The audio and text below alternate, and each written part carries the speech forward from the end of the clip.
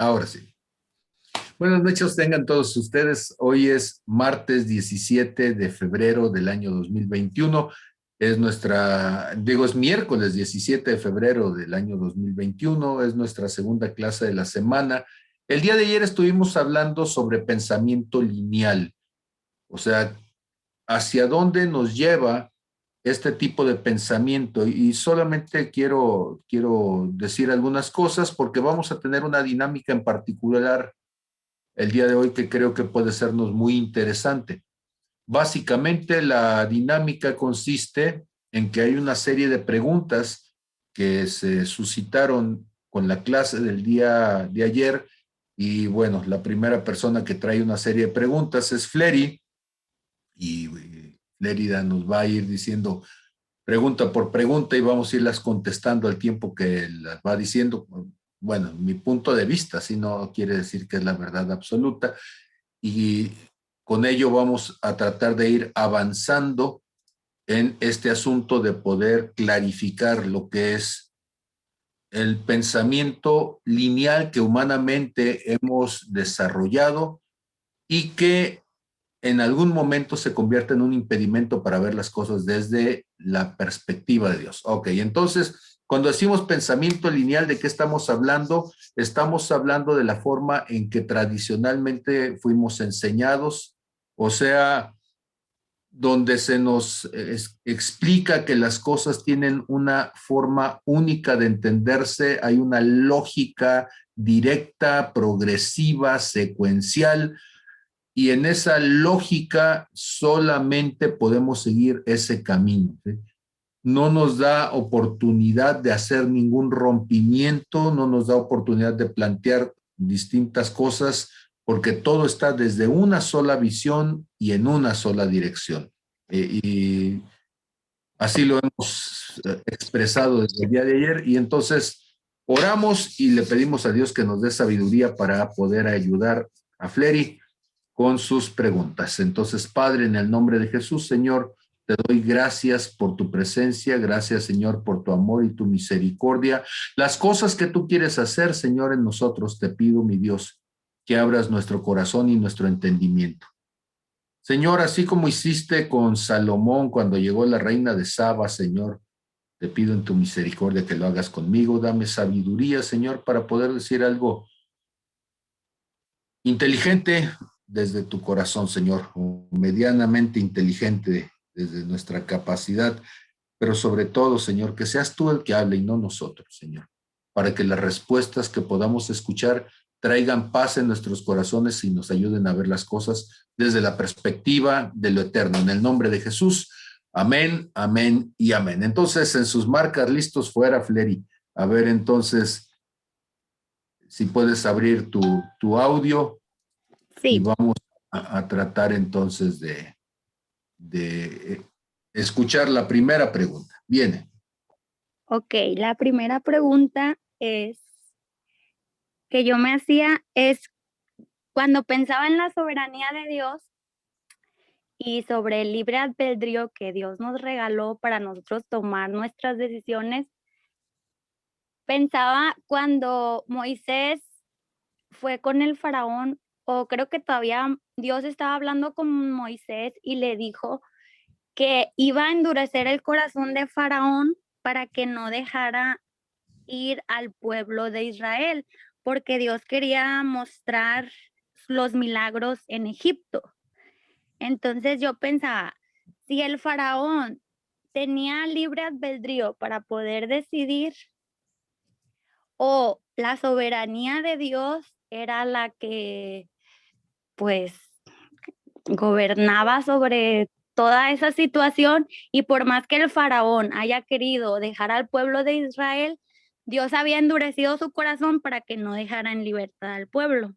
Esa es mi cuestión, la número uno. Ok, vayamos por orden, ¿sí? Entonces, me voy a permitir compartir mi pantalla y la primera cosa que vamos a poner por aquí es a Éxodo capítulo 7, ¿sí? Nada más para ir ubicándolo en el contexto. Entonces, dice Llamó también Faraón a sabios y hechiceros e hicieron también lo mismo. Los hechiceros de Egipto con sus encantamientos, pues echó cada uno su vara, los cuales se volvieron culebras, mas la vara de Aarón devoró las varas de ellos, y el corazón de Faraón se endureció y no los escuchó como Jehová lo había dicho. ¿Sí? Ok, luego siguiente. Éxodo 7:22. ¿Sí? Los ríos, los peces en el río que murieron, ¿sí?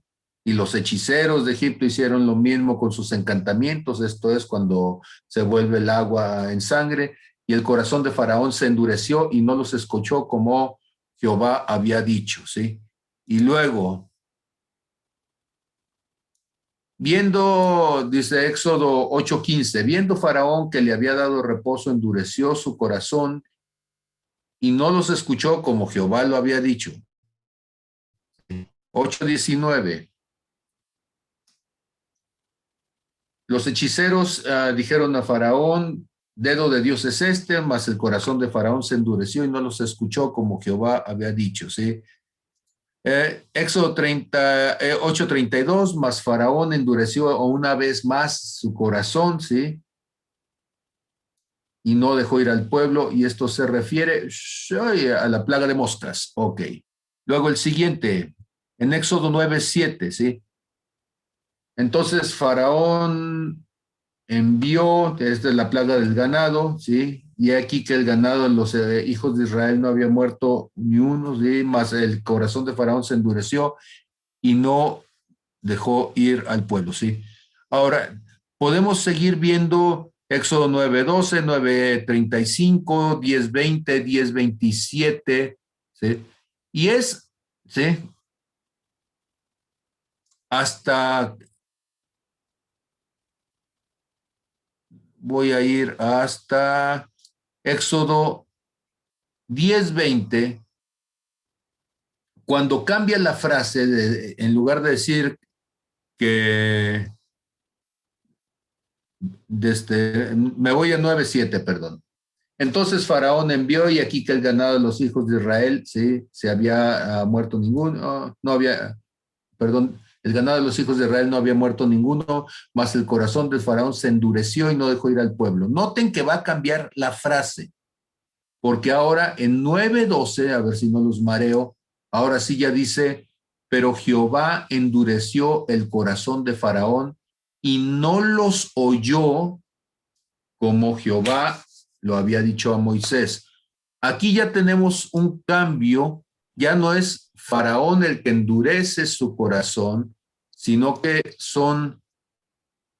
es Faraón, es Dios el que dice que va a traer el endurecimiento. Muy bien. Si me permiten, quiero poner un versículo que nos va a mostrar una verdad importantísima. En Juan 16:7, ¿sí? Nos comienza a decir, les conviene que yo me vaya, porque si no me fuera el Consolador no vendría a ustedes, mas si me fuere, se los enviaré. ¿Quién es el Consolador? Es el Espíritu Santo. Y cuando Él venga, o sea, cuando el Espíritu Santo venga, convencerá al mundo de pecado, de justicia y de juicio. Y ya dice, de pecado por cuanto no creyeron en mí, ¿sí? De justicia por cuanto voy al Padre y no me verán más, y de juicio por cuanto el príncipe de este mundo ha sido ya juzgado. Quiero pedir, por favor, ¿sí?, que consideren Juan 16:9. Él convencerá al mundo de pecado por cuanto no creen en mí. Mi primera pregunta es, ¿qué es endurecer el corazón de una persona, o cómo se endurece el corazón de una persona cuando la persona no es capaz de reconocer su pecado? Y entonces, ¿Cómo es que se puede endurecer el corazón de una persona? Y aquí es donde está la clave de lo que quisiera decirle a Flery en Oseas capítulo 5, verso 15. La respuesta que Dios me dio cuando me mandaste eso y me preguntaste para poderlo platicar ahorita en la noche es esta. Oseas 5:15 dice, andaré y volveré a mi lugar hasta que reconozcan su pecado y busquen mi rostro. En su angustia me buscarán. ¿Sería posible que el faraón pudiera haber reconocido su situación de pecado si Dios no hubiera estado tratando con él al inicio? Sí, si hubiera sido posible, si Dios allí enviando a Moisés y diciéndole, deja ir a mi pueblo, pues como cualquier persona que puede entender que algo no es correcto, podría haberse arrepentido y decir, ¿sabes qué? Hemos sido abusivos del pueblo, los esclavizamos tantos años, ahora ya es tiempo de su libertad, que les vaya bien. Pero en lugar de eso, Faraón estaba pensando en su propio beneficio. Faraón estaba pensando en cómo se servía de ellos. Faraón estaba pensando en qué iba a suceder si se le iban los esclavos. ¿Quién iba a trabajar gratis? ¿Sí? ¿Quién iba a llevar a cabo todas las obras que están? Ahora, el argumento aquí es importantísimo en lo siguiente. Si el Espíritu Santo dice, no quieres nada conmigo, no quieres entender lo que te estoy diciendo, entonces, con permiso, me voy a hacer a un ladito. Andaré y volveré a mi lugar. ¿Sí? Lo que está diciendo es, me voy a hacer a un lado hasta que en medio de la situación adversa te des cuenta de que me necesitas. El que ablanda el corazón es el Espíritu Santo. Y la respuesta que yo tengo para mí mismo no es tanto que Dios nos endurezca el corazón en sí, sino que el único que podría ablandárnoslo es Él, y si Él se hace a un lado, nos deja en nuestra condición natural, que es una dureza de corazón, no solamente hacia Dios, sino hacia todos los que nos rodean. ¿Sí? O sea, cuando Dios se hace a un lado para dejarte en tu condición, el corazón se endurece de la persona. Y me atrevo a decir que no es porque Dios lo endurezca, sino que nuestras propias acciones, nuestra manera de ser, de vivir, de llevar a cabo las cosas, va endureciendo nuestro corazón. ¿Qué va a suceder? ¿Sí? En su angustia me buscarán. Ahora, hay dos pasajes, ¿sí? Y el primero es un pasaje muy... ¿sí? Porque ustedes recuerdan, ¿sí? ¿Qué sucede con el hijo pródigo que se la pasa comiendo algarrobas? Cuando el hijo pródigo va con su padre, Lucas capítulo 15, verso 16, y le dice a su padre, Padre, dame la parte de los bienes que me corresponde, lo que está diciendo es, no quiero estar contigo, no quiero vivir de la manera en que tú me estás diciendo. Y el padre, ¿qué dice? Lo agarra, lo atrapa y le dice, no te vas a ir de aquí. No, el padre le dice, está bien, me voy a hacer a un lado, sigue adelante con tu proyecto. Sigue adelante con lo que estás buscando hacer. El padre tiene autoridad para poder decirle a sus colaboradores, a sus ayudantes, a sus sirvientes, agárrenlo y amárrenlo para que no se vaya. Y en lugar de eso lo que hace es decir, sigue adelante, toma tu decisión. Andaré pues y volveré a mi lugar. Este niño no me deja. Reconozcan su pecado. ¿Dónde está reconociendo su pecado? ¿Sí? Y volviendo en sí, dice Lucas 15:17, dijo, ¿cuántos jornaleros en casa de mi padre tienen abundancia de pan y yo aquí perezco de hambre? El hijo pródigo reconociendo su pecado y diciendo, me equivoqué. En su angustia me buscarán. Lucas 15:18 dice, me levantaré e iré a mi padre y le diré, Padre, he pecado contra el cielo y contra ti, y ustedes conocen toda la historia. Para mí, el versículo más terrible del Antiguo Testamento se encuentra en Ezequiel 11, 22 y 23. Ezequiel 11, 22, ¿sí? Y 23. Y este es un versículo que representa el momento más terrible en el Antiguo Testamento. ¿Por qué?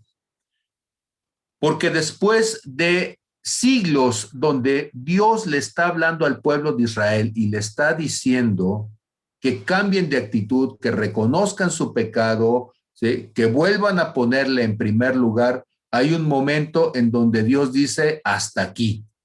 No voy a estar contendiendo, no voy a estar discutiendo, no voy a estar peleándome, me hago a un lado. Y decir me hago a un lado es decir, mi presencia va a ser quitada de en medio de ustedes, ¿sí? Y entonces dice, ¿sí?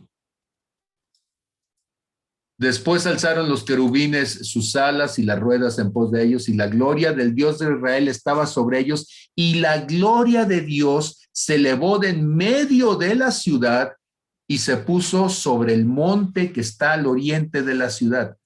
Este versículo a mí siempre me hizo llorar, siempre me conmueve, porque si ustedes conocen un poco de la geografía bíblica, sabrán que en el lugar donde Jesús fue crucificado fue en un monte que estaba al oriente de la ciudad. Ese monte que estaba al oriente de la ciudad, los romanos le pusieron después el monte Gólgota porque tenía la forma de una calavera, de un cráneo, era un cerro redondo, como ellos le veían la forma de un cerro blanco y pelón como un cráneo. Y saben ustedes que entonces desde Ezequiel hasta la muerte de Jesús, ahí estuvo la gloria de Dios a la espera de que el Hijo del Hombre llegara y se entregara como Cordero de Dios por todos nosotros. Entonces, Flery, en esta primera pregunta yo te diría, ¿sí? El corazón de Dios no quiere que nadie se pierda, sino que todos procedan a arrepentimiento. En su soberanía, Él podría, claro, tronando los dedos, hacer que el corazón de alguien se endurezca, pero entonces eso le convertiría en un perverso. Porque entonces, ¿cómo me dices, Señor, ¿sí?, que yo tengo un corazón duro cuando el que me lo endureciste fuiste tú? Pero hay un momento en donde después de que Dios está tratando con una persona, Dios te está diciendo, cambia de actitud, piénsalo, mira, deja libre a este pueblo, mira, cambia de actitud y arrepiéntete, pueblo de Dios, mira, hijo pródigo, reconoce a tu padre y hazlo, ¿sí? Hay un momento en donde Dios dice, no voy a discutir contigo. Último pasaje, no lo tenía pensado, pero me voy a ir a Génesis capítulo 6. ¿Sí? Y en Génesis capítulo 6, ¿sí?, ustedes lo que van a encontrar es a Dios con esta actitud. Dice, y viendo 6:5, y viendo Jehová que la maldad de los hombres era mucha en la tierra, y que todo el designio de los pensamientos del corazón de ellos era de continuo el mal, solamente el mal. El verso 6 es terrible, ¿sí? Se arrepintió. Lo que está diciendo en el hebreo es, le dolió profundamente en su corazón haber hecho al hombre de la tierra. Eso es lo que está diciendo en el hebreo. Y dice, raeré de sobre la faz de la tierra a los hombres que he creado, desde el hombre hasta la bestia y hasta el reptil y las aves del cielo, pues me arrepiento de haberlos hecho. Y yo durante mucho tiempo tenía esta inquietud, Señor, ¿y cómo es? O sea, ¿por qué hiciste llover? ¿Por qué? Y saben, quizá mi respuesta va a sonar como que si fuera el abogado de Dios, pero Dios me lo mostró de esta manera. Todas las aguas estaban, según lo que nos dice la palabra, las aguas estaban en los cielos contenidas. Era como que sí, yo sé que en este momento de la humanidad nos parece muy raro, pero imagínese usted que agarra gran parte del océano y la tiene flotando sobre la atmósfera. Así fue como Dios me lo mostró. Porque la única manera que podría llover toda esa agua, aunque usted no lo crea, es que estuviera arriba. De otra manera, no podría caer de arriba. Entonces ahí estaba arriba. ¿Sí?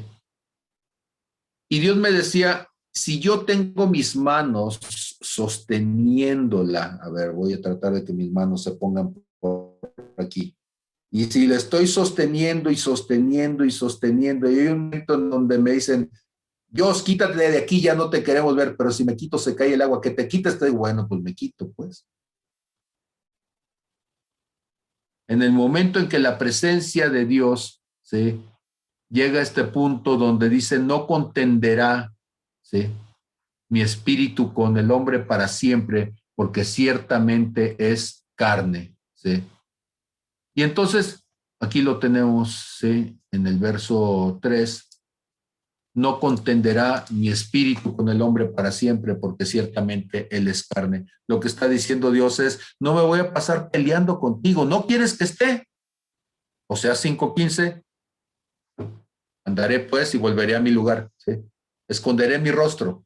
No me quieres ver, no me vas a ver. Cuando me vaya, pues vendrá sobre ti, pues lo que venga, porque yo no estoy. Se va tu protección, se va tu resguardo, se va tu refugio, pero cuando todas estas cosas vengan, seguramente te vas a acordar de mí como el hijo pródigo y dirás, en la casa de mi padre, en su angustia me buscarán.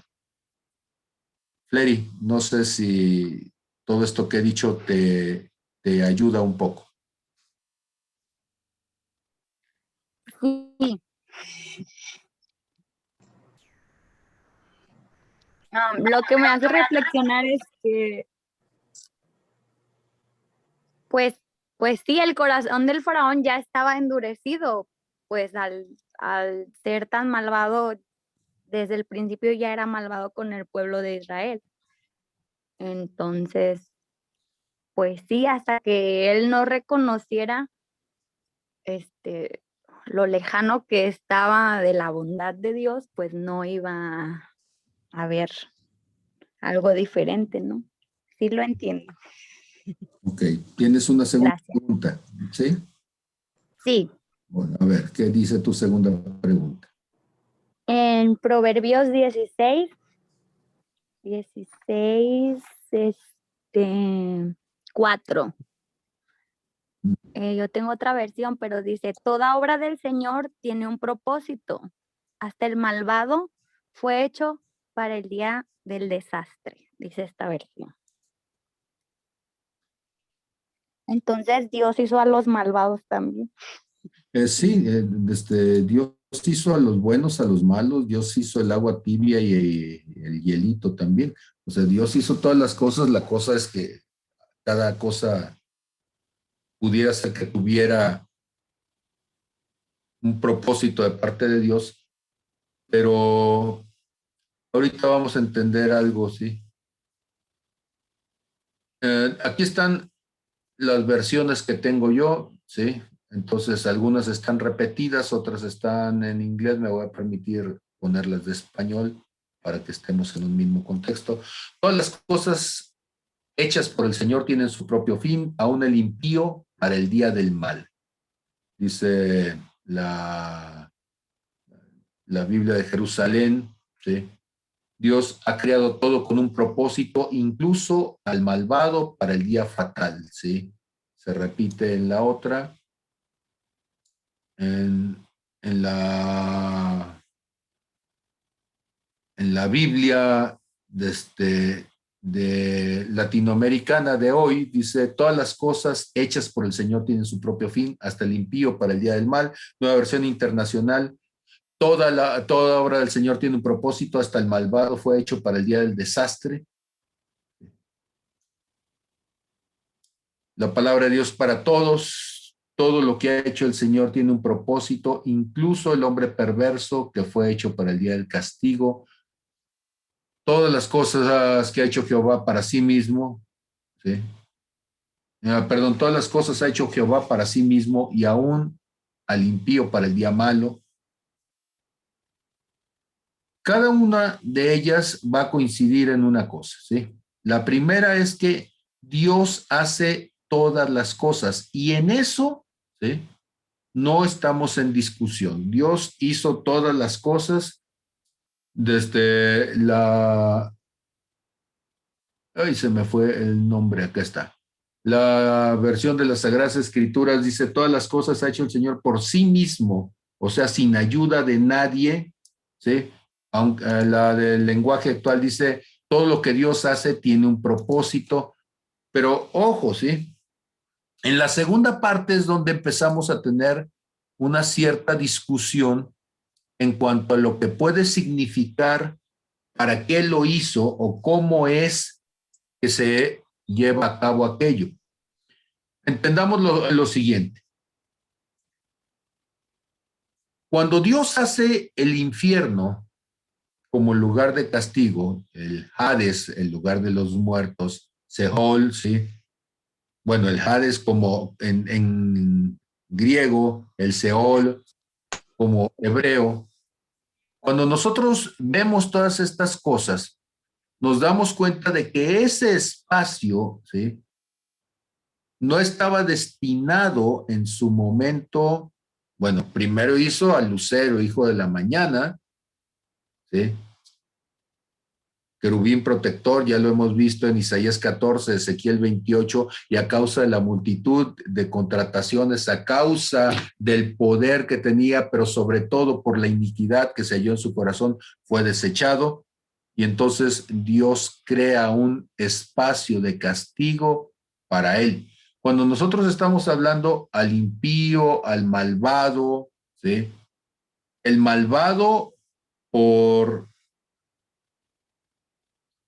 precisión mayor en la Biblia, ¿sí?, el modelo de la perversidad no es un ser humano, es Satanás, es padre de mentira, es el ladrón y asesino desde el principio, así lo dijo Jesús, cuando habla mentira, de suyo habla. Entonces, tendríamos que tener mucho cuidado en ponerle nombre y apellido de algún político mexicano a esto, ¿sí? Entonces, la primera cuestión es, el malvado por antonomasia sería Satanás.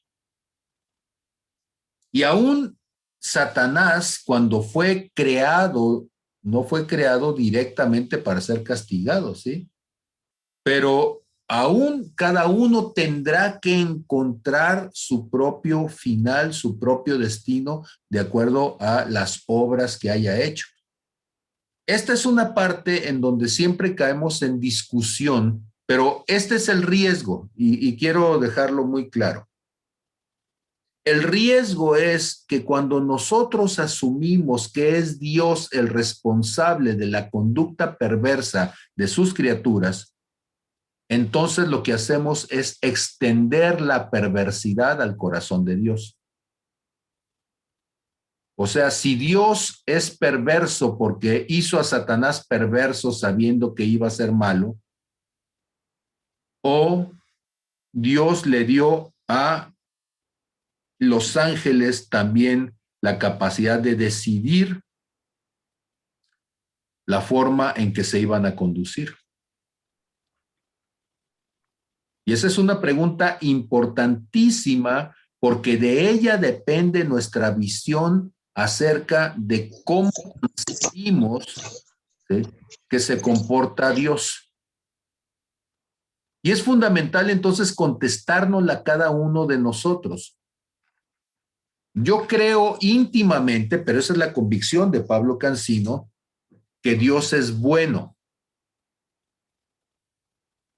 y que de lo único que se le podría señalar o atribuir de parte de algunos es el hecho de haber dado libertad de decisión a criaturas. A partir de allí, lo que cada criatura hace se convierte entonces en una posibilidad disruptiva, lo decíamos desde ayer, una posibilidad de rompimiento del propósito que Dios tenía al momento de llevar a cabo aquello de lo que estamos hablando. Y entonces, si Satanás fue hecho para ser malo, entonces el perverso es Dios, sabiendo que aquello iba a ser sobremanera malo. Pero si Lucero fue hecho como un querubín protector y el ser angelical, aquel querubín, aquel arcángel, aquel ser, cuando estemos allá vamos a poder saber exactamente si la Biblia no es tan clara en todos estos asuntos. Hay gente que habla un montón de cosas de angelología y bueno, pues seguramente tendrán una Biblia distinta de la mía. La mía está muy limitada en eso. Dios no nos da tantos datos como ellos ponen, ¿sí? Tienen un puño de ángeles y de arcángeles con nombres y apellidos y parentescos y son primos y compadres unos de otros. ¿Sí? Bueno, yo no sé de dónde sacaron tanto. Pero el asunto en lo particular y precisando es que cuando se dice hasta el día en que fue encontrado en ti maldad, lo que está diciendo entonces, bueno, voy a Isaías 14, en Ezequiel 28, vamos a ver. Ezequiel capítulo 28, porque quizá al momento de decirlo, pareciera que yo estoy diciendo algo que no es verdad. ¿Sí? Noten ustedes, por favor, el siguiente versículo. Creo que es suficientemente claro.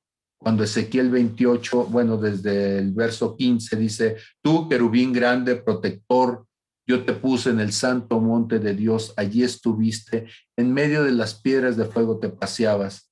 Noten, por favor, la siguiente frase y díganme si hay alguna posibilidad de equivocación. Perfecto eras en todos tus caminos desde el día en que fuiste creado. Cuando la gente dice es que Dios hizo a Satanás, no, Dios hizo a un querubín protector que era grande, que se paseaba en el monte de Dios, que las flautas, los tamboriles estuvieron preparados para él, que sus vestidos estaban preciosos, llenos de piedras preciosas, ¿sí? Y era perfecto, Dios lo hizo perfecto, Dios lo hizo bondadoso, Dios lo hizo servicial, Dios lo hizo, ¿sí? Sin pecado. ¿Qué fue lo que sucedió? Hasta que se halló en él maldad. ¿Cómo es que se halló en él maldad? Dice, a causa de la multitud de tus contrataciones, ¿sí? A causa de todas las cosas que podríamos decir que hacías, del poder que tenías, de la influencia que tenías, fuiste lleno de iniquidad y pecaste. ¿Quién hizo a Satanás?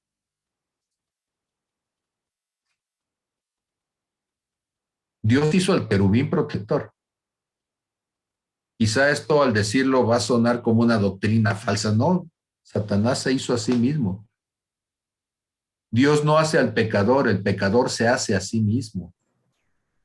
Dios hace al hombre santo, Dios hace al hombre apartado, pero somos nosotros con nuestras acciones. Fue y este querubín protector con sus acciones el que terminó convirtiéndose en aquello que fue causa de su propia destrucción.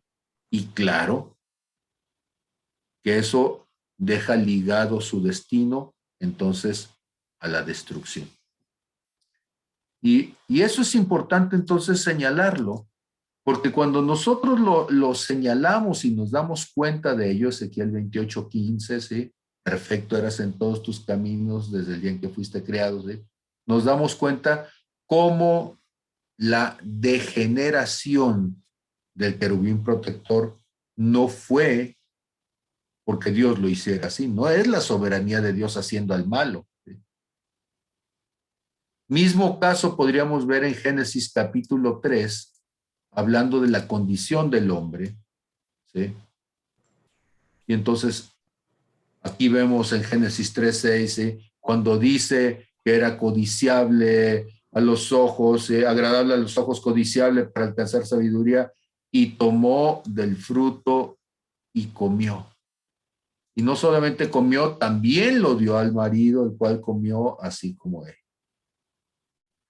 Entonces, el gran problema de la forma en que interpretamos lo que alguien en su deseo de escribir, el agiógrafo, puso, es que sin darnos cuenta terminamos poniendo a Dios como el culpable de algo que no es atribuible a Dios. Y entonces me van a decir, entonces tú estás diciendo que la Biblia está mal escrita. Lo que yo estoy diciendo es que la capacidad del hombre para interpretar adecuadamente lo que ve, lo que escucha, lo que Dios le dice, las palabras que utilizamos, por más que procuramos, y a mí me pasa en cada clase, quisiera tener las palabras precisas, pero mi lenguaje, desgraciadamente, humanamente, es limitado para expresar, decía el apóstol Pablo, cosas que no son inefables poder decir y expresar. Ok. No sé si fui claro, Flery, con esto o te hice más bolas. No, sí me queda claro. Y yo creo que, bueno, al menos yo en algún momento siempre sí pensaba, pues sí, Dios hizo al diablo también, pues entonces es como que, y llegar a esa conclusión de que pues Dios hizo a los malos, pero ya entendiendo esto, yo creo que nunca había leído Ezequiel 28:14. Pues sí, Dios hizo al protector, al lucero, y no, me explotó la cabeza cuando dice, lo único malo que hizo Dios fue darnos la libertad para tomar una decisión. Y nuestra decisión es estar cerca de Dios o alejarnos de Dios y pecar. Entonces, cerca de Dios, pues no va a haber consecuencias o no va a haber cosas, no va a haber pecado, pues. Entonces, sí, voy a seguir analizándolo, pero sí me queda muy claro y ya tengo así como que más tarea para meditar. Gracias. Sí, no, gracias a ti, Flery.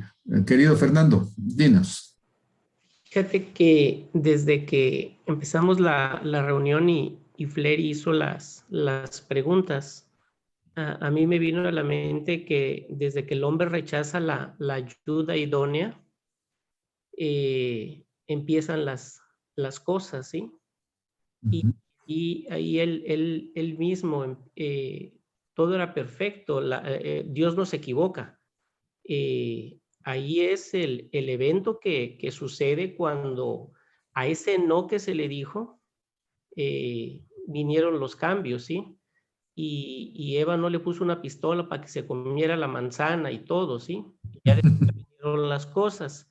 Y en relación a la dureza de corazón de Faraón, también la pudiéramos verlo desde un punto de vista diferente, como maravillas de Dios, para gloria de Dios del pueblo de Israel, para que lo que para el Faraón y los egipcios fueron tragedias y durezas, para el pueblo egipcio fue mostrar que Dios, Jehová, pues era suficientemente poderoso, ¿sí?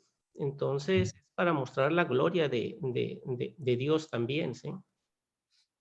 Sí, estoy de acuerdo.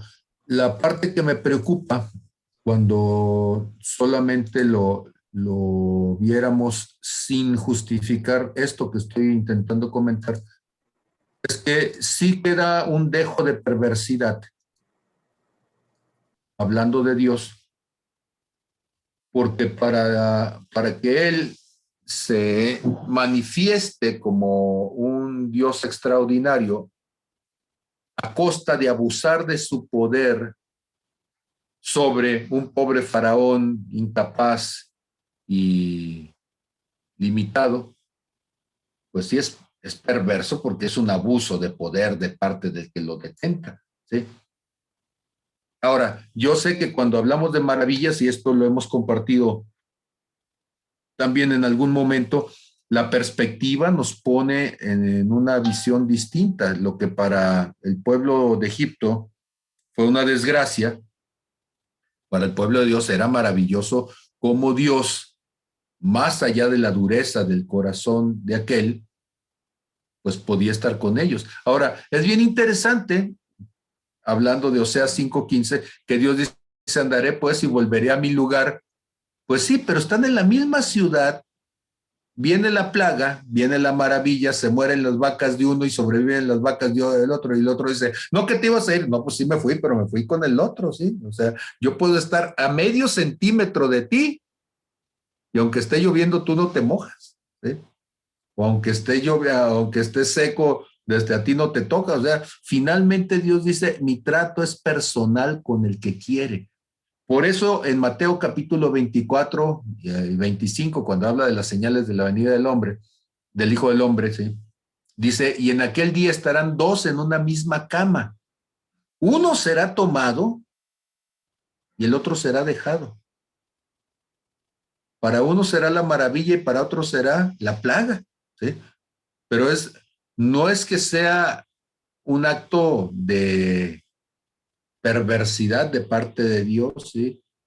Simplemente dice, o sea, si yo me quito, viene la plaga, pero aún viniendo la plaga, yo puedo tomar al que me busca, al que me ama y sacarlo de allí. Eh, Siendo honesto, quiero ser muy honesto con ustedes, ¿sí? Es más difícil ponerse del lado de Dios y tratar de encontrar un argumento suficientemente razonable. Es más difícil eso que ponernos en el lado del que enjuicia a Dios. Eso es bien fácil. Todo el mundo agarra a Dios y es el culpable oficial de los males del universo, es el culpable oficial de los males de la humanidad. Todo el mundo siempre ve a Dios como el maldito, el perverso, el dictador celestial, etcétera, etcétera, etcétera. Hay muchísimas lecturas al respecto y por eso todo el mundo se presume ateo. Pero poder entender el corazón de Dios en medio de una humanidad corrompida y lo difícil que debe de ser para Dios hacer las cosas de tal manera que no termine siendo el malvado del cuento.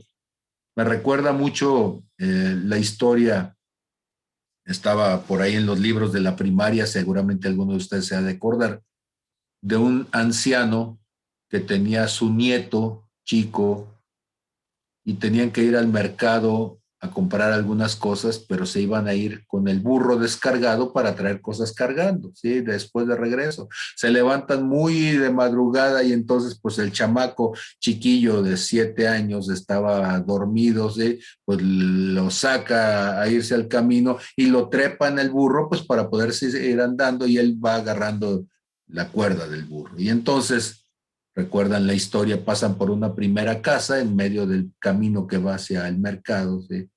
Y alguien dice, mira nomás este hombre, ¿sí? Caminando él, viejo, cansado, y el chiquillo con fuerzas trepado en el burro. Y dice el hombre, pues tendrán razón, ¿verdad?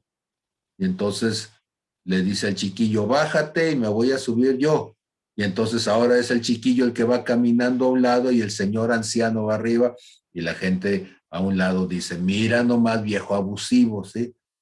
El pobre niño caminando con el frío y el otro subido en el burro, y él dice, bueno, tendrán razón, agarra al chiquillo y se lo trepa en las nancas del burro, y ahí van ahora sí los dos trepados en el burro, y los que siguen lo ven y dicen, mira viejo abusivo, los dos sobre el pobre burro, ¿sí? Mira nomás, maltrato animal, y entonces se baja el hombre con el chiquillo y van caminando junto al burro y pasan de otra gente, dice, mira gente taruga, ¿sí? Teniendo burro y ellos caminando, ¿sí? Y lo cierto es que con el ser humano Dios a veces, ¿sí? Está en ese punto de qué complicado es que alguien con el corazón limpio como Dios, porque decimos que Dios es amor, y entonces, ¿cómo poder cumplir con un propósito para la humanidad? Porque el perverso, y ese es el problema, ¿sí? Que el perverso va a ver las cosas desde su propia perspectiva, ¿sí? Y entonces decía el Señor Jesús que para el puro todas las cosas son puras. No, bueno, no lo dice el Señor Jesús, perdón, lo dice el apóstol Pablo a su discípulo Tito, ¿sí? Siempre digo el Señor Jesús, bueno, pues ahora voy a decir el Señor, y si no es el Señor, es el Espíritu Santo, ¿eh? Ok, y así no le fallamos, ¿no? Dice Tito, todas las cosas son puras, en Tito 1:15, para los puros, mas para los corrompidos e incrédulos nada les es puro, pues hasta su mente y su conciencia están corrompidas. Profesan conocer a Dios, pero con los hechos lo niegan, siendo abominables y rebeldes, reprobados en cuanto a toda buena obra. Y ese versículo a mí me pegó durísimo en el corazón cuando, tratando de justificar posturas teológicas, siempre terminaba como Job, los amigos de Job, diciendo que el del problema pues era Dios o era Job, ¿verdad? ¿Sí? Y eso me empezó a revelar ya desde entonces esta inquietud de lo que es el pensamiento lineal. El pensamiento lineal nos dice que solamente hay una forma de comportamiento, y esa forma de comportamiento es, si algo sucede, hay un culpable. Y entonces, mucha de nuestra teología es una teología judicativa, ¿sí? Tratamos como la policía judicial de encontrar un culpable. Me recuerda la historia aquella de las policías, ¿sí? Que salieron a buscar un conejo, ¿sí? Trajeron de las policías, vamos a suponer la policía judía, que tiene fama de ser increíble en cuestiones de inteligencia y de espionaje y demás, y bueno, pues tienen ustedes también a los de el FBI y toda esta parte de los norteamericanos, y tienen el CI6 de Inglaterra, y bueno, pues la ex KGB, pongan los que quieran, sí, agarran, cada uno le dan un conejo, le ponen una mancha de un color diferente, los ponen en un bosque, sí, y sueltan el conejo y ya les dicen, pues, dejando pasar 10, 15 minutos, ahora sí vayan, sigan las pistas y encuentren al conejo, ¿no? Y pues sacan computadoras, satélites y todo lo demás, a los 5 minutos llega el primero y luego a los 6 minutos llega el otro, total, sí, de que la policía de nuestro país tarda 1 hora, 2 horas, 3 horas, 6 horas, 10 horas, ¿sí? A las 24 horas llegan con una vaca, ¿sí? Toda golpeada, la pobre vaca, ¿sí? Y dice, ¿y eso qué es? Y dice la vaca, les juro que soy un conejo, les juro que soy un conejo. Y así nosotros, ¿sí? Estamos siempre golpeando a nuestra doctrina para poder encontrar al culpable, y ese culpable muchas veces termina ser Dios. Y entonces, el pensamiento lineal es un pensamiento que no permite alternativas. Y yo decía, ¿sí?, que hay ciertas cosas que cuando Dios las dice, y son muy pocas las que yo encuentro que no permiten alternativas, y que está escrito que así va a ser, que no hay, ¿sí?, alternativas. Me voy a permitir compartirles entonces la primera de ellas. Hebreos 9:27, ¿sí? Léanlo conmigo, ¿sí? Y dice, y de la manera que está escrito para los hombres que mueran una sola vez y después de esto, el juicio.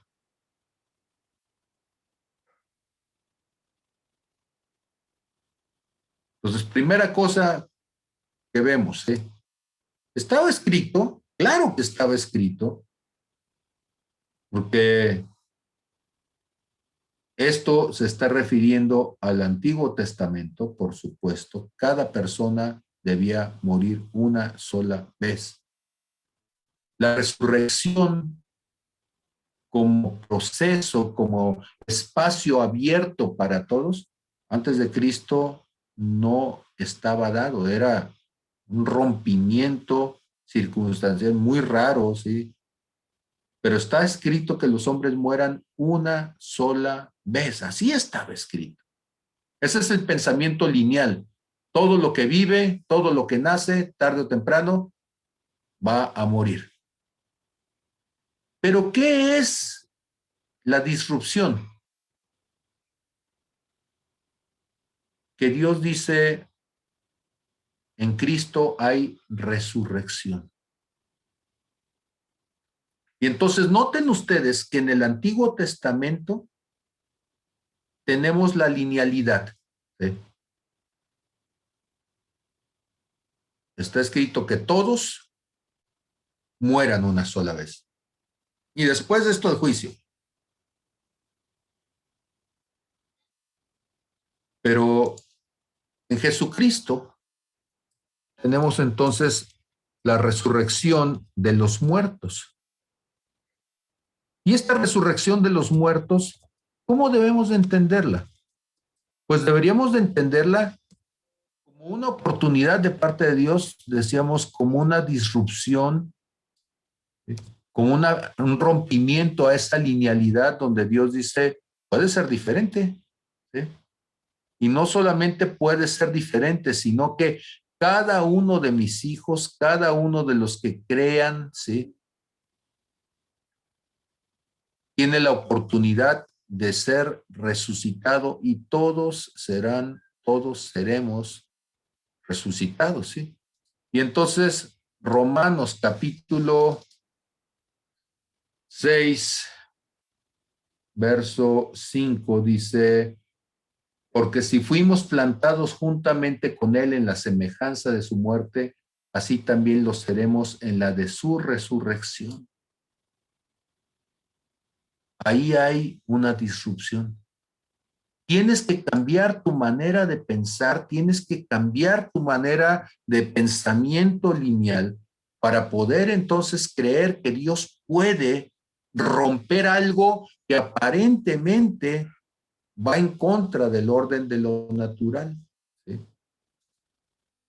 Tenemos que entender, sí, que si bien es cierto que la paga del pecado, ¿sí?, es muerte. Déjenme aquí convenzo esta cosa de que deje trabajar. Entonces, la paga del pecado es muerte, dice Romanos 6:23. El pensamiento lineal es que tú pecaste y ahora te apedreamos. Esa es la paga del pecado, ¿sí? Eres reo de muerte. Pero luego viene Dios con una disrupción. En Cristo dice, mas la dádiva de Dios es vida eterna en Cristo Jesús, Señor nuestro. Y Dios dice, sí, es cierto, la paga del pecado es muerte. Alguien va a morir por ese pecado. ¿Quién va a morir? En el Antiguo Testamento era, cada uno morirá por su propio pecado. Cada uno morirá por su propio pecado. ¿Sí? Pero en el Nuevo Testamento, ¿qué es lo que tenemos? ¿Sí? Deuteronomio, fíjense ustedes, ¿sí? Deuteronomio 24:16, en el Antiguo Testamento. Los padres no morirán por los hijos, ni los hijos por los padres, cada uno morirá por su propio pecado, ¿sí? Segunda de Reyes 14:6.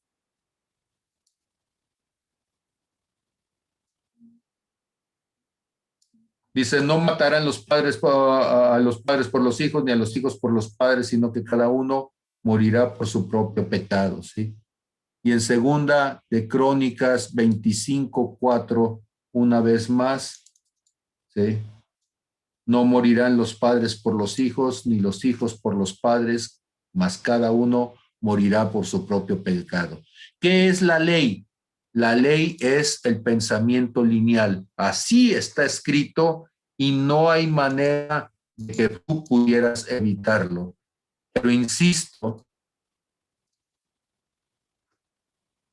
cuando nosotros estamos diciendo que la paga del pecado es muerte, no es que Dios haya quitado este versículo, lo que está diciendo es, pero no necesariamente tienes que morir tú. Yo tomo tu lugar en mi vida y yo ofrezco mi vida a cambio de la tuya. Esa es una disrupción. No le tocaba a él morir, no nos tocaba a nosotros vivir. Pero esa es la disrupción a la que nos estamos refiriendo. Cuando nosotros hablamos del rompimiento, entonces, de las cosas que estaban escritas, Dios dice, hay alternativas, hay posibilidades distintas, pero para que esas posibilidades distintas se den, necesito romper esta forma lineal de entender las cosas, ¿sí? Hay cosas que están escritas, claro. Primera de Timoteo 4:8. Utiliza la misma palabra que cuando estábamos diciendo lo que está establecido. ¿Qué es lo que está establecido? Es la palabra apokimai, que significa lo que ha sido tomado y puesto, ¿sí? Lo que ha sido preparado, lo que ha sido reservado. Y entonces lo que está guardado de antemano, dice 2 de Timoteo 4:8, por lo demás me está guardada la corona de justicia, la cual me dará el Señor juez justo en aquel día, y no solo a mí, sino también a los que aman su venida. Claro que aquí hay una linealidad. Dice uno, ya está mi corona de vida. Mi pregunta es, el Señor ya la tiene. La corona ya está allí y no se pierde. ¿No perderás todo el camino? ¿No te extraviarás en la vereda? ¿No se te hará, sí, el corazón chiquito y la cabezota grande, ya no te quepa la corona? Y entonces el asunto es que siempre que nosotros pensamos en algo y siempre decimos, es que esto Dios lo determinó y entonces Dios ya está obligado a hacerlo. Y yo quiero insistir en esto, lo he dicho un montón de veces y a riesgo de sonar chocante, de estar diciendo las mismas cosas, me permito insistirlo otra vez. El problema no es Dios. En la Biblia nunca fue Dios el problema. El que siempre falló fue el ser humano en la relación con Dios. Entonces el apóstol Pablo dice, me está guardada la corona de vida, y no solamente la corona de justicia para él, también la mía ya está allí.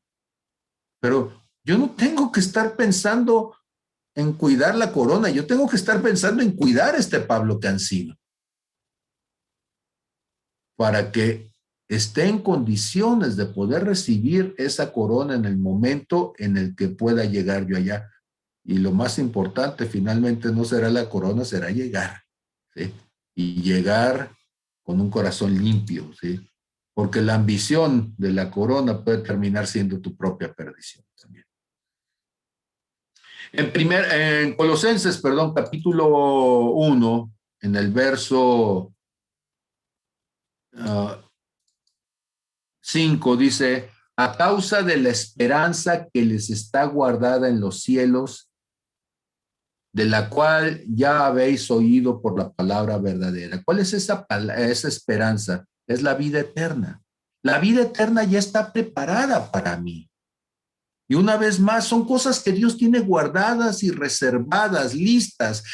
Si lo quiere poner poéticamente, si me permite, voy a un poco. Aquí los tengo para que no se me olviden. Muchos de ustedes van a saber a qué me refiero, ¿sí? Y aquí están las peticiones del año 2020 guardadas, que hicimos al final del 2020 para todo el 2021, ¿sí? Y aquí están guardadas, reservadas. Nadie las ha abierto desde ese día y aquí yo las tengo cuidando, ¿sí? Y aquí me acuerdo de ellas y digo, Señor, ¿sí? Acuérdate de tus promesas. ¿Y cuál es el asunto? El asunto es que todo esto que estamos diciendo, la vida eterna está preparada para ti. Como esa caja ya está preparada para decir, aquí está lo que yo quiero darte. Pero una vez más, el problema no es Dios. El problema es si nosotros somos capaces de llegar a ese punto, de guardar nuestra propia vida, nuestro propio corazón, nuestra propia decisión para llegar a ese punto, ¿sí?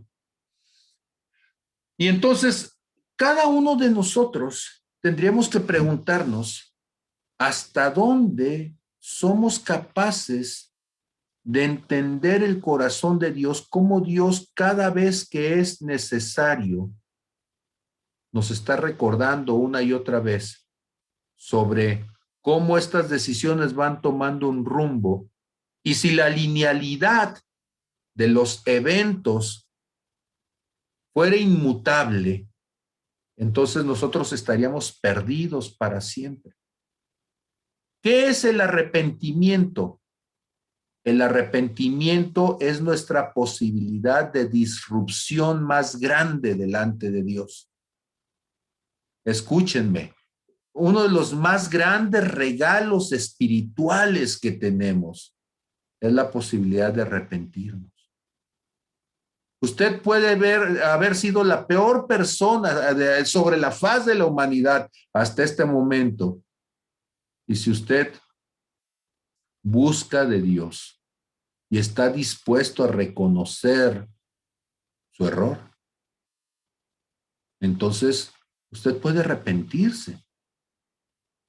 Y un corazón contrito y humillado, Dios no lo desprecia. Y el que está a un lado va a decir, pero si fue un patán. Sí, sí lo fue. Efectivamente lo fue. Pero el arrepentimiento verdadero genera una disrupción de el sentido hacia donde se iba dirigiendo tu vida. Entonces, el concepto disruptivo es fundamental para que nosotros podamos tener una espiritualidad con esperanza. Porque de otra manera, tú jamás vas a tener esperanza. Porque si tú dices, pues es que vamos de mal en peor, pues claro, y de ir de mal en peor, pues ¿qué significa? Pues que no tienes salida, no tienes escapatoria. Pero Dios puede romper el curso, sí. ¿Tú puedes romper el curso? Sí. ¿Cómo puedes romper el curso? Arrepentimiento. Es importantísimo, es fundamental el poder del arrepentimiento para cambiar el sentido de la historia. Ok, quiero mostrar así rápidamente platicado, no hice diapositivas de esto, pero se los platico. Un hombre que seguramente ustedes escucharon cuando estaban en la escuela, él se llamaba Nicolás Copérnico. Y Nicolás Copérnico, aunque usted no lo crea, ¿sí? Porque siempre nada más conocemos parte de la historia medianamente cercana, Nicolás Copérnico, pues era un hombre estudioso, sí, ciertamente era un hombre estudioso, fue matemático, fue abogado, fue diplomático, economista, fungió como gobernador en lo que se llamaba Prusia Real, ahora lo conocemos como Rumania. Sí, acuérdense ustedes que el imperio prusiano era muy amplio y abarcaba parte de la Europa oriental. Pero una de las cosas más interesantes de Nicolás Copérnico es que Nicolás Copérnico era un ministro, o sea, era un hombre de Dios. A mí me fascina eso, ¿sí? Cuando alguien, además de leer la Biblia, tiene cabeza para algo más y que Dios le revela. Y es interesantísimo cómo es un hombre de Dios el que tarda 25 años observando el movimiento de los astros, dedicándole tiempo de su noche para estar observando los astros. Él sabía que lo que iba a decir iba a ser causa de un conflicto tremendo. Y el año que se publicó su libro fue el año de su muerte. O sea, él dejó encargado, ya se estaba muriendo, ya sentía que ya no iba a aguantar más y en ese momento publicó su libro. Y su libro vino a traer un cambio en el pensamiento que era fundamental para entender el universo. Se había tratado de darle explicación, y lo decía desde la semana pasada, al pensamiento cosmológico,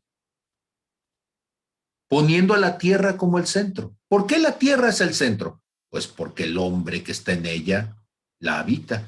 Y si fuimos hechos a la imagen y semejanza de Dios, entonces debemos de ser tan importantes que el universo gire alrededor de nosotros. Vaya, pues mira nada más qué belleza esta que está aquí, pues entonces toda la creación seguramente debe girar alrededor para observar esta plenitud de belleza. Eso es egocentrismo, ¿verdad? Y entonces, ¿qué es lo que sucede con Nicolás Copérnico? Él se da cuenta, ahora el modelo de Copérnico en su momento, pues claro que vino a romper, no es el modelo que aceptamos actualmente en la física, pero se dio cuenta de que la Tierra giraba alrededor del Sol y no el Sol alrededor de la Tierra. Teológicamente, esto vino a generar una crisis profunda, porque el hombre, Adán, está hecho de Adama, que es tierra, y la tierra representa al ser humano en esta cosmovisión del medievo. Y Dios es la luz, y entonces Helios, el sol, tendría que ser el centro, pero la iglesia tradicional no lo aceptaba. De tal manera que a pesar de haber sido un hombre de iglesia, a pesar de haber sido un hombre con un reconocimiento y con estudios dentro de la iglesia, su libro fue satanizado y fue puesto entonces en el índice de los libros prohibidos, ¿sí? Porque atentaba contra la doctrina de que el hombre trepado en su mundito es el centro del universo. Cuando viene Nicolás Copérnico a hablar. Ahora, años después viene otro hombre del que ustedes han escuchado seguramente, ¿sí? Es posterior a Copérnico, y él es Galileo Galilei. Este hombre es un italiano. Él nace en la ciudad de Pisa, ahí de donde está la torre de Pisa, ¿sí? En la Toscana italiana. Y él es un matemático, físico, ingeniero, filósofo, astrónomo, como eran los hombres de estudio renacentistas, ¿sí? Y él se interesa entonces por este libro. Recuerden ustedes, estamos diciendo que Galileo Galilei fue posterior a Nicolás Copérnico, y él muestra entonces un interés particular en los trabajos que habían estado desarrollándose previamente a él. Y bueno, pues por supuesto que toma los trabajos de Nicolás Copérnico, comienza a revisar, ¿sí?, las propuestas del movimiento de la Tierra alrededor del Sol. Y entonces hay un momento en donde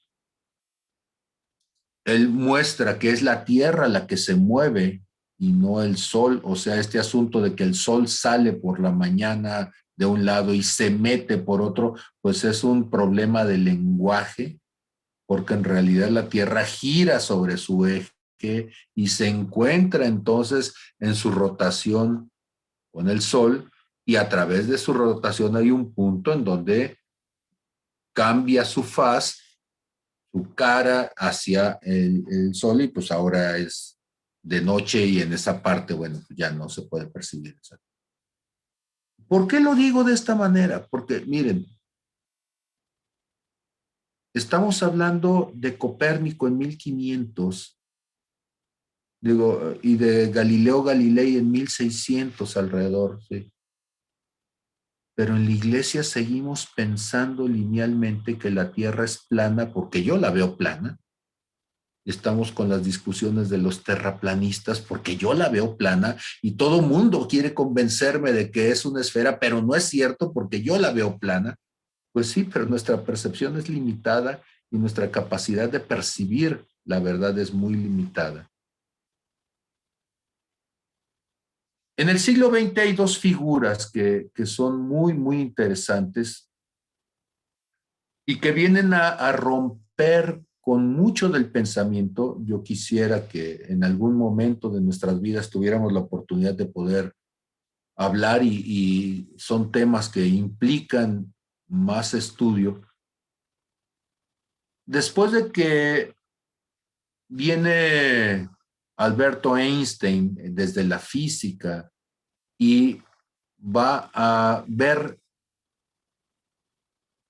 el mundo, el movimiento, la energía desde el punto de vista de las partículas, del electrón, ¿sí?, y propone entonces la teoría de la relatividad. La física clásica, o sea, la física de poder ver una piedra que se avienta y que hace un movimiento parabólico y que puedo predecir yo con mucha facilidad dónde va a caer. La física se empieza a revolucionar. Y a partir de ello se genera un campo que es fundamental, que es la mecánica cuántica, y que debería de ser un tema desde la secundaria, desde la preparatoria, para poder entender el mundo desde la ciencia de hoy. Por favor, no me lo tomen a mal, pero mucho del conocimiento que la mayoría de los que me escuchan tiene, en el mejor de los casos, está actualizado a 1700, en el mejor de los casos. O sea, en matemáticas vieron cálculo en la prepa, sí, pero el cálculo es de Newton, es de Leibniz, estamos hablando de 1700, ¿sí? Y es como que si siguiéramos pensando, ¿sí?, en la visión del mundo desde entonces, y la percepción del mundo desde la física ha cambiado muchísimo desde la matemática, desde las ciencias, y tenemos que entender que esto no está peleado con Dios, al contrario, viene a afirmar que todo lo que Dios ha dicho desde hace miles de años es verdad. Entonces viene un hombre, Heisenberg, austríaco-alemán, que cuando están tratando de buscar el punto donde se encuentra el famoso electrón del que nos hablaba Einstein por su premio Nobel en 1905, y de la teoría de la relatividad, él nos dice que hay un problema de incertidumbre, y la incertidumbre es que si bien sabemos la velocidad del electrón, no podemos saber dos cosas al mismo tiempo. No podemos saber dónde está posicionado el electrón o no podemos saber el momentum que está experimentando. O sé el momentum o sé la posición, porque va a la velocidad de la luz, ¿sí? Y con el campo electromagnético que se está formando, no podemos saber las dos cosas, no lo vamos a poder ver al mismo tiempo, ¿sí? Rebasa nuestra capacidad. Y eso se le llama el principio de incertidumbre de Heisenberg. Y hay un hombre que lo he comentado, era un hombre físicamente pequeño, era un joven de 24 años, tenía cara de muchachito, de adolescente, pero era un monstruo de las matemáticas, Gödel. Y Gödel viene a romper con un intento de los matemáticos del siglo XIX, principios del XX, David Hilbert, que representan en carne propia lo que es el pensamiento lineal. Ellos quieren encontrar los argumentos, los axiomas de la verdad. Y la ciencia desde el conocimiento humano, que es más precisa y exigente en el concepto de verdad, es la matemática.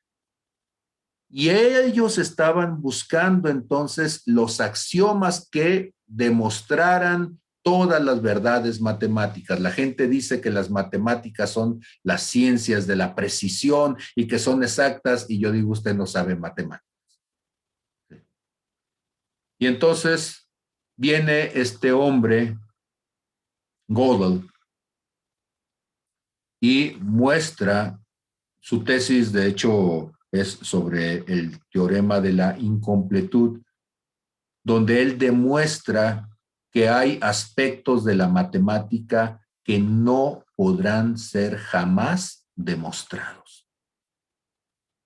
O sea, le hicieron un agujero a la pretensión científica, le hicieron un agujero al orgullo de la ciencia, le dijeron, jamás podremos saber cosas desde la perspectiva del pensamiento lineal de la ciencia. La ciencia, la racionalidad científica tiene el límite de la incertidumbre, de la incompletud. Y les estoy hablando de todo esto, ¿sí?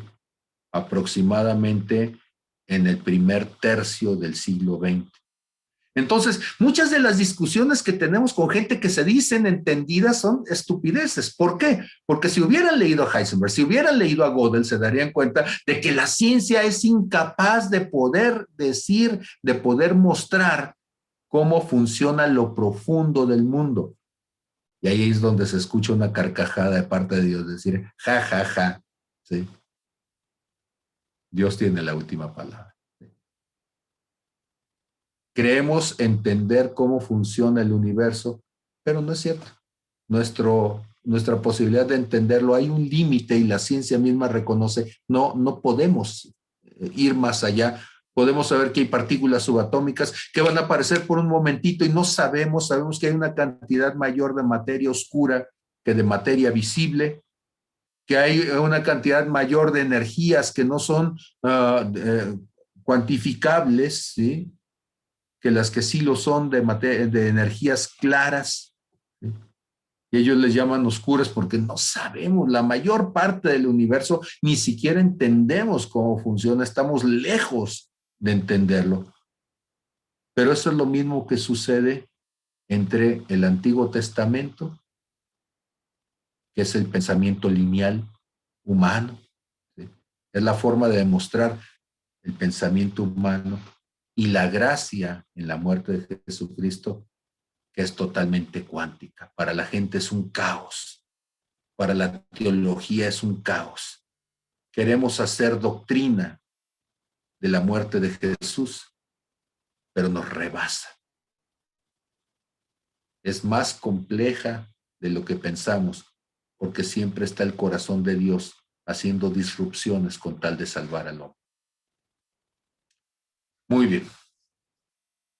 Quiero poner una pausa hasta aquí para tener el tiempo de poder escuchar algunos de sus comentarios y si hay alguna pregunta, poder tener tiempo de contestar. ¿Hay alguien que tenga algo que decir?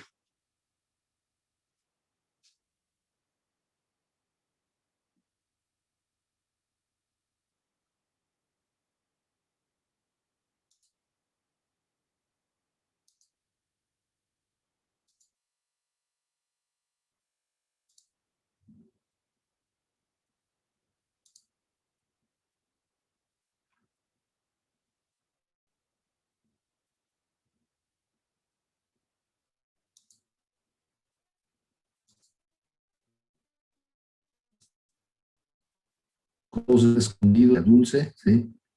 Entonces, ¿qué pues diremos? Yo, Marta, yo, adelante. está mal un poquito mi internet, se va mucho. Este, Pues lo que yo estoy viendo y estoy entendiendo, definitivamente que Dios en su soberanía ha sido un Dios bueno, ha sido un Dios que se duele de la actitud del hombre, de nosotros. Ha sido un Dios que dice al principio en Génesis que Él se arrepintió de haber hecho al hombre por la maldad del hombre y Él juró no volver a destruir la tierra. Y yo puedo ver o puedo sentir en mi opinión muy personal que ha sido muy paciente con nosotros y Él está esperando que nosotros entendamos verdaderamente cuál es nuestra posición. O sea, si yo puedo entender cuál es la determinación en mí, o sea, cuál es lo que Dios me llamó a hacer, o sea, qué es lo que Dios puso en mí. Yo creo que Él quiere que yo entienda esa parte y que yo sepa hacia dónde voy para que pueda ir en esas decisiones, o sea, que van a hacer que yo llegue a eso. Pero con lo que nos explicaste ahorita, o sea, es un amor profundo por Dios. Y muchas veces nosotros en nuestra ignorancia queremos atribuirle cosas que no son de Él, sino son cosas a consecuencia de nuestra actitud, de nuestras decisiones, de nuestra voluntad. Eso es lo que entiendo. Gracias. Gracias, Tata. Gracias. ¿Alguien más quiere compartir algo?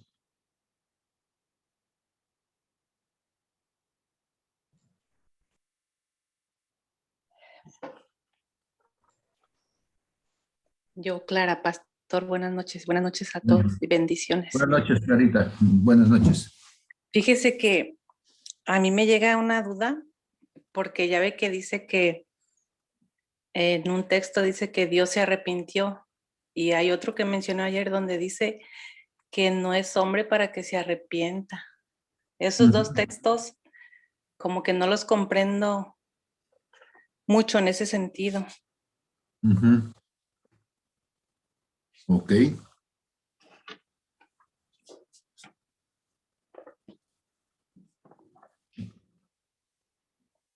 ¿Quieren que lo hablemos ahorita o se los dejo para después? Ustedes dirán. Por mí no hay problema hoy, pero no sé cómo gusten los demás. Otro día. Si gusta otro día, no hay problema. No, o sea, pregunto para saber. No, ahorita. De una vez, bueno. ¿Una vez? Sí, por favor. Ok. Primero vamos a Génesis capítulo 6, verso 6, ¿sí? Y 7, que es el que tenemos aquí. Tenemos que darnos cuenta de la dificultad que tenemos los seres humanos de entender las palabras fuera del contexto de nosotros. Porque nosotros hablamos de arrepentirnos desde la perspectiva de un pecado, o sea, yo me arrepiento de mis pecados, o me arrepiento de mis malas decisiones. Y entonces para nosotros arrepentimiento tiene que ver con algo que yo hice y que seguramente estuvo mal, fue una mala decisión, lo hice con una mala intención, fue pecado. Pero ¿cómo podríamos decir que Dios hace algo mal? ¿O cómo podríamos decir que Dios hace algo con una mala intención? Ahí es donde tendríamos que cuidar mucho entonces los términos, ¿sí? Cuando nosotros vemos en el hebreo, la palabra en hebreo, se los voy a mostrar para que lo vean directamente, ¿sí? Entonces, la palabra en el hebreo, aquí está la palabra en hebreo para los que nos están escuchando, es 5162 en el Strong, ¿sí? Y esa palabra 5162 en el Strong, ¿sí? En inglés ustedes la van a ver aquí, es la palabra Naham, ¿sí? En español, Naham quiere decir suspirar. Ojo, estamos hablando de un pueblo de campesinos, gente que cuidaba borregos, no de teólogos. Y estamos diciendo que esta gente en Génesis, bueno, Moisés es el que escribió Génesis, se le atribuye a él los 5 primeros libros de la Biblia. Y cuando dice que Dios se arrepintió, lo que está diciendo es que suspiró profundamente, le dolió profundamente, ¿sí? Entonces, los términos, si ustedes lo ven por acá, respirar fuertemente, en el sentido de implicación, lamentar, en un sentido favorable, compadecerse, consolar, lamentarse, vengar, o sea, habla de aliento, alivio, aplacarse, arrepentimiento, atenuar, castigar, compadecerse, compasión, consolar. Ahora, tenemos que pensar en esto, ¿sí? Como alguien que suspira profundamente.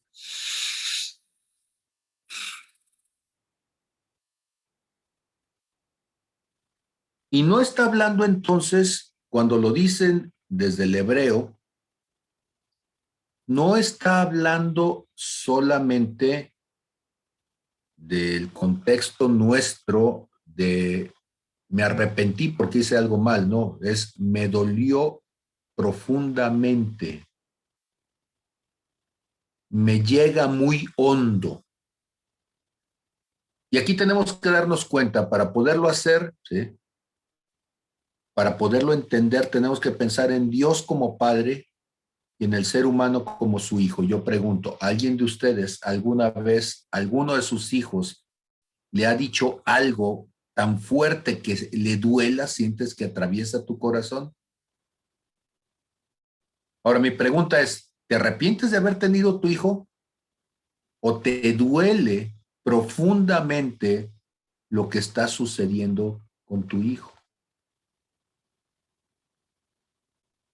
Entonces, solamente quienes hemos tenido hijos y hemos tenido una situación familiar, una discusión, un momento incómodo, donde tú sentiste ese dolor de alguien que tú amas profundamente y que con sus palabras o con tus acciones te atraviesa el corazón, tú puedes entender que no es el arrepentimiento de la palabra del diccionario que dice sentimiento de condenación por haber hecho algo equivocado, por haber tomado. No, no, está hablando de una sensación de algo que te atraviesa el corazón porque tú no esperabas que a quien tú hiciste, a tu hijo, a quien tú le diste vida, tuviera una actitud así. Y entonces, si lo viéramos desde ese punto de vista, lo que estaríamos diciendo, ¿sí? Y a Dios le dolió profundamente en su corazón, ¿sí? Le atravesó el corazón haber hecho al hombre. En el caso de del libro de Números, cuando está diciendo Números 23, 19, ¿sí? Que no es hombre para que se arrepienta, ¿sí? Y entonces, aquí tenemos que entender, ¿sí? Que Dios no es hombre para que entonces entre en las mismas luchas que tienen los seres humanos cuando están en una situación complicada, ¿sí? ¿Qué es esto? ¿Alguna vez alguno de ustedes hizo un negocio y vendió algo en un precio y se dio cuenta de que en realidad estaba mucho más caro y nomás suspiraste y dijiste, híjole, le voy a perder y entonces, ¿sabes qué? Mejor no te lo vendo, ¿sí? Ahora, tenemos que entender que esa actitud a la que se refiere tendría que ser confrontada con Salmos, ¿sí? Capítulo 15, verso 4, para entender si efectivamente Dios tiene ese sentimiento o no. Porque Dios dice, voy a Salmos 15, 4, el que aún jurando en daño suyo, no por eso cambia. ¿Qué es lo que hacen los seres humanos? Cuando hiciste un trato y ves que vas a perderle, prefieres desdecirte, prefieres, suspiras y dices, ¿sabes qué? Siempre no, ¿sí? Mejor no te lo vendo porque ya estás acá diciendo lo que le voy a perder. Pero Dios ha dado su palabra y aunque uno pueda pensar, vas a perder, Él dice, no voy a perder mi palabra porque es más importante, ¿sí? El buen nombre que las muchas riquezas, ¿sí? Y entonces, Proverbios 22:1, ¿sí? De más estima es el buen nombre que las muchas riquezas y la buena fama más, ¿sí? Que la plata y el oro. Y entonces cuando regreso entonces a lo que decíamos andamos acá en Números 23, 19, Dios no es hombre para que mientan, hijo de hombre para que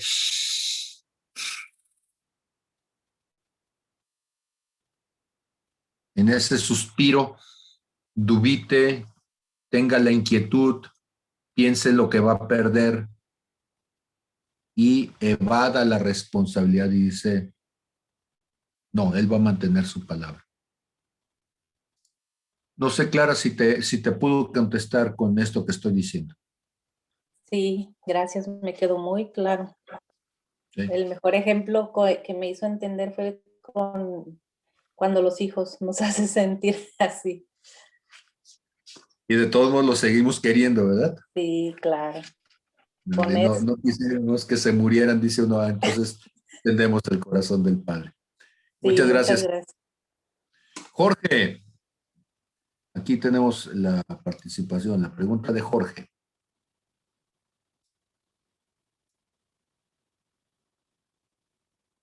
Es Jorge Cancino. Sí, afirma. A ver, es 4. A ver qué rosca. Sí, ahí la mano yo para votar, pero bueno, ya me tocó participar. Creo que preguntaba yo hace rato a mi hija Daniela que si, como soy nuevo en Redime, ¿cuánto tiempo tenían estas clases?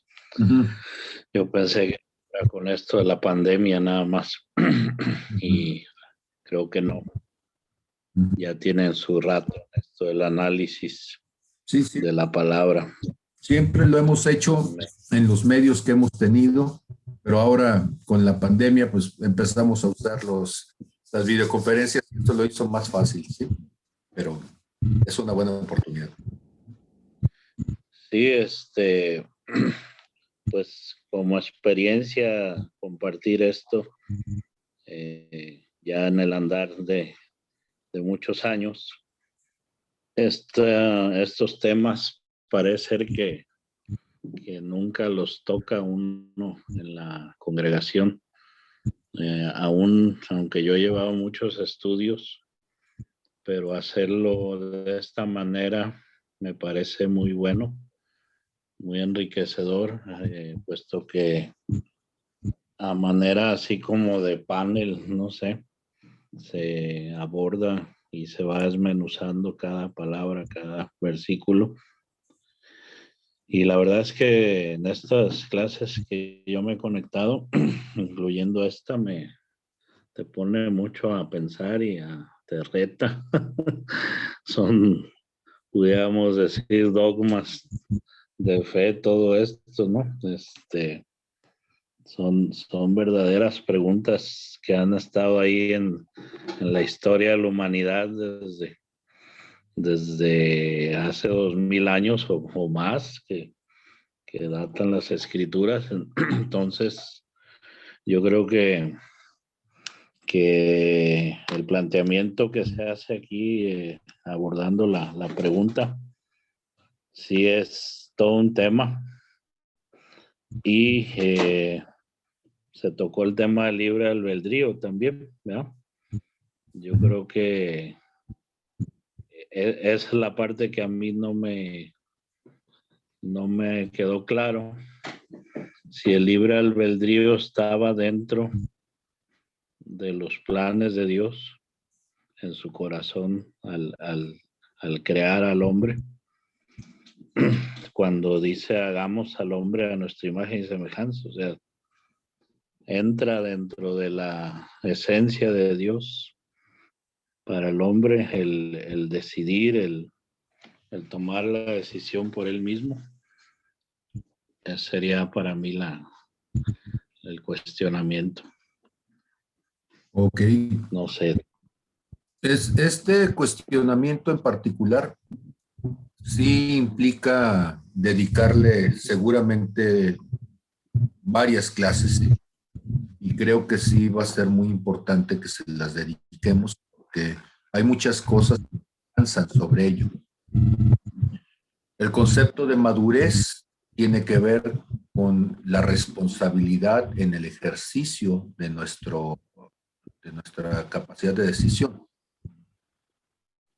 Cuando hablamos de libertad, está vinculado con el libre albedrío. Cuando hablamos de responsabilidad, que una persona va al infierno o va al cielo, está vinculado con el libre albedrío.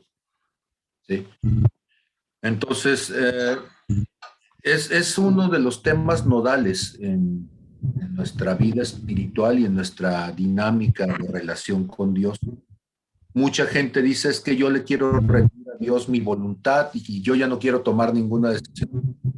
Espérame, o sea, a mí tampoco me embarres así, porque eso implicaría que a partir de este momento todo lo que sucede en tu vida es responsabilidad mía, y no, hay decisiones que tú tienes que tomar.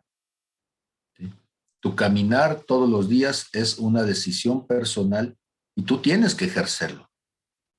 Hasta el último momento de tu vida, en tu último suspiro, tú eres responsable de tu actitud delante de Dios. Y bueno, pues tendremos que revisar todo eso. Por supuesto que sería un tema muy, muy interesante. Seguramente nuestra siguiente clase vamos a tratar de ponerle algún tipo de broche final a este asunto. Ya no vamos a hablar del pensamiento lineal, y entonces tendríamos que hablar, entonces, ¿qué hay en la gracia? O sea, en este asunto de la incertidumbre, porque no sabemos dónde está el electrón, o no, o de la incompletud, porque no sabemos entonces si algún día vamos a poder demostrar las verdades. Ok, ¿cómo se traduce eso, o cómo se ha traducido esto desde el contexto de Dios en la palabra? ¿Sí? O sea, cuando hablamos de gracia, ¿de qué estamos hablando? Porque la gracia es el rompimiento de la linealidad de la fe, ¿sí? De las limitaciones de la ley, perdón. Es el rompimiento de la linealidad de la ley, ¿sí? Y entonces es muy importante el poder ponerle algún tipo de broche a eso. Y también es importantísimo hacerlo porque mucho de nuestro cristianismo y de las discusiones que tenemos están más basadas en la linealidad. Este asunto de que si te vas a ir al cielo y eres de los 144,000, ¿sí? Porque llegaste primero que los otros que están después de la lista. O sea, si contamos 144,000 desde Cristo hasta nuestros días, se me hace que ya no hay vacunas para los de este día, ¿verdad? Entonces, ya tú y yo seguramente ya no nos tocaría. ¿O cuál es el criterio para decir quiénes sí, quiénes no? Los que sueñen primero a la muchacha, ¿sí? Entonces, debemos de tener mucho cuidado con eso, porque nuestras doctrinas de repente se amañan mucho, se amafian mucho, ¿sí? Para simplemente detentar el poder. Ok, entonces, como empezamos a las 8:30, ya son las 10:18, ya casi vamos a completar nuestras 2 horas de clase, y entonces es bueno que descansen su neurona y que podamos entonces reposar. Tienen una semana para mandarme preguntas, hacer comentarios, porque acuérdense que de eso se nutre la clase. Entonces, Dios les bendiga a todos. Gracias y bendiciones.